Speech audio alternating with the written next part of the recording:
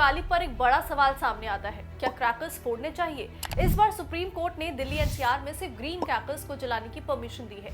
लेकिन green crackers क्या है, इनका फायदा कितना है और ये एनवायरमेंट के लिए सच में सेफ है या नहीं? साल 2018 में CSIR नेरी यानी कि council of scientific and industrial research, national environmental engineering research institute ने ग्रीन क्रैकर्स बनाए। इनका मेन ऑब्जेक्टिव कन्वेंशनल क्रैकर्स के कंपैरिजन में पोल्यूशन को 30 से 40% तक घटाना है।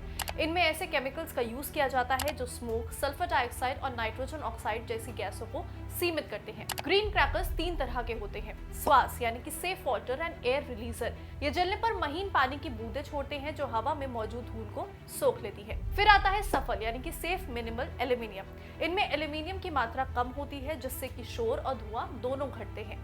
फिर आता है स्टार यानी कि सेफ थर्माइट क्रैकर। इनमें पोटेशियम नाइट्रेट और सल्फर नहीं होते, इसलिए कम स्मोक छोड़ते हैं। इन क्रैकर्स को नेरी ने देश भर के कुछ ऑथराइज्ड मैन्युफैक्चरर्स को बनाने की परमिशन दी है। लेकिन सवाल यह है कि ग्रीन क्रैकर्स की पहचान कैसे करें? असली ग्रीन क्रैकर्स की पहचान उसके पैकेट पर लगे QR कोड और CSIR नेरी लोगो से होती है।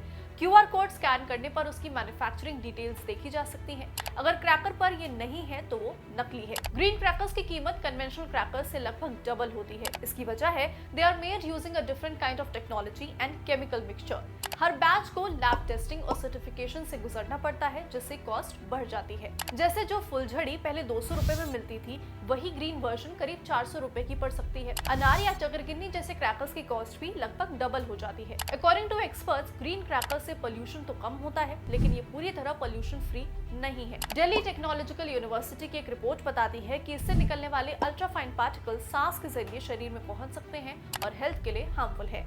यानी इससे नुकसान कम होता है, खत्म नहीं। सुप्रीम कोर्ट ने आदेश दिया कि केवल प्रामाणिक ग्रीन क्रैकर्स ही जलाए जा सकते हैं और दिल्ली एनसीआर के बाहर से लाए गए क्रैकर्स पर पूरी तरह से रोक है। शिकायतें ग्रीन दिल्ली ऐप या फिर समीर ऐप पर की जा सकती है। ग्रीन क्रैकर्स एक बेहतर विकल्प जरूर है। इनका ऑब्जेक्टिव है ट्रेडिशन और एनवायरमेंट के बीच संतुलन बनाना, लेकिन एनवायरमेंट पर किसी भी तरह का क्रैकर बोझ ही डालता है। इसलिए एक्सपर्ट्स कहते हैं कि हमें धीरे धीरे ऐसे विकल्पों की ओर बढ़ना चाहिए जो कि फेस्टिवल की खुशी बनाए रखें और हवा को नुकसान कम पहुंचाएं। इस स्टोरी को आपके लिए तैयार किया था हमारे साथी मंच का रंजन ने। इस स्टोरी पर आप अपनी राय में कमेंट करके बता सकते हैं।